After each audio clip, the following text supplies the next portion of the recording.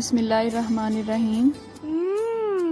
Tasty. जी हाँ, आज हम बनाएंगे बहुत ही टेस्टी सुहाजना का सालन, और इसे आप मोरिंगा के फूलों का सालन भी कह सकते हैं।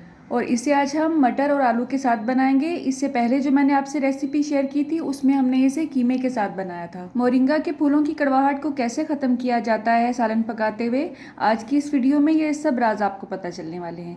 तो चलिए रेसिपी स्टार्ट करते हैं।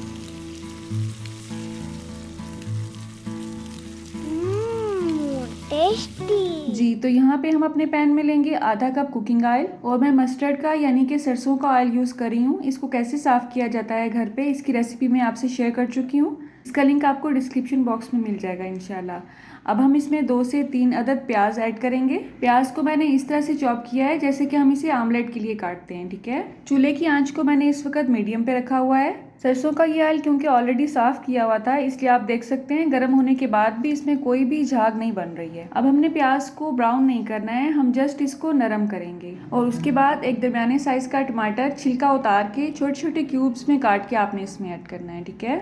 टमाटर का छिलका हमारी किडनी के लिए बिल्कुल भी अच्छा नहीं होता है, इसलिए जब भी टमाटर इस्तेमाल करें उसका छिलका उतार दिया करें। अब सुहाजना के फूलों को हमने अच्छी तरह से बॉईल कर लिया है, और उसमें जो एक्स्ट्रा पानी था वो निकाल दिया है। और उसके बाद जो उसमें पानी रह जाता है वो आपने दबा दबा के अच्छी तरह से निकाल देना है। उसके बाद चाहें तो ठंडा करने के बाद उसे फ्रीज भी कर सकते हैं, और पूरा साल आप उसे इस्तेमाल कर सकते हैं। अब पकाने से पहले आपने उसे अच्छी तरह से मैश करना है।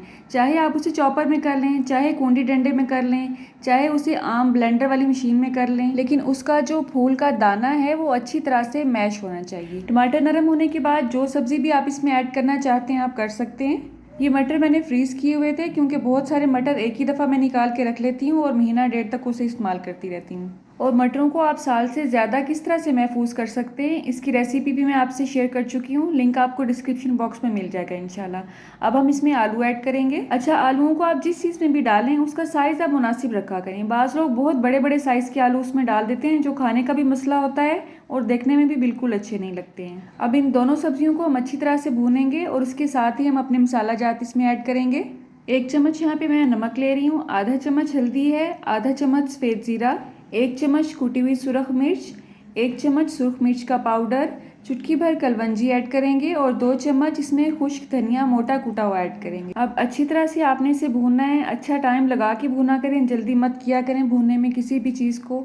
और उसके बाद हम इसमें मोरिंगा ऐड करेंगे जिसे हमने अच्छी तरह से चॉप कर लिया है या मैश कर लिया है। इसमें हमने ज़्यादा पानी ऐड नहीं करना है, बस जिस मशीन में मैंने इसको अच्छी तरह से चॉप किया हुआ है थोड़ा सा उसे खंगाल के इसमें थोड़ा सा पानी ऐड करूँगी, और उस पानी की वजह से ये सब्जियां भी अच्छी तरह से गल जाएंगी, और जो मशीन के साइडों पे लगा हुआ है मोरिंगा हमारा वो भी उतर जाएगा, ठीक है। मोरिंगा के दरख्त को जादुई दरख्त भी कहा जाता है क्योंकि इसकी जड़ से लेके फल तक हर चीज़ में शिफा रखी है अल्लाह ने। मोरिंगा के तने की छाल और इसके पत्तों का कहवा भी बनाया जाता है, और आजकल जो वायरस फैला हुआ है उसके लिए ये बहुत ही मुफीद साबित होता है।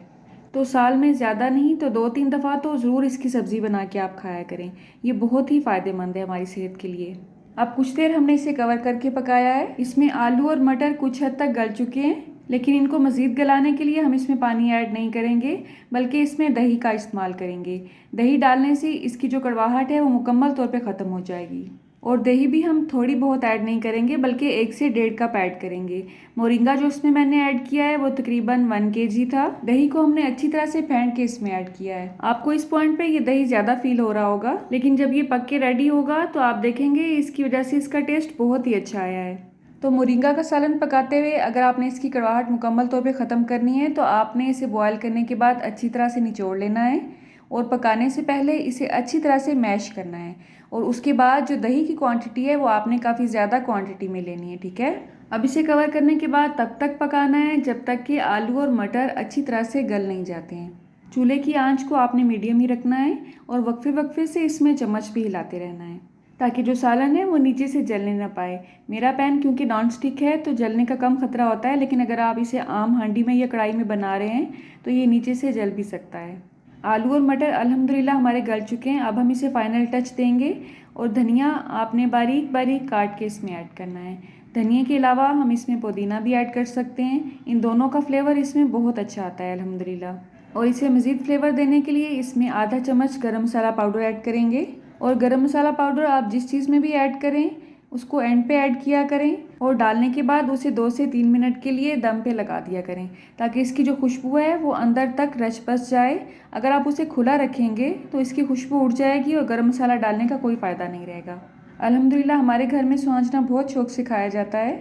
मेरी इस रेसिपी के थ्रू आप भी कभी बना के देखें और मुझे कमेंट बॉक्स में अपना फीडबैक ज़रूर दीजिएगा। और अगर इस रेसिपी के मुतालिक या मेरी किसी भी रेसिपी के मुतालिक आपके जहन में कोई भी क्वेश्चन है तो कमेंट बॉक्स में ज़रूर पूछा करें। इंशाल्लाह जितनी जल्दी होगा आपको इसका रिप्लाई ज़रूर मिलेगा।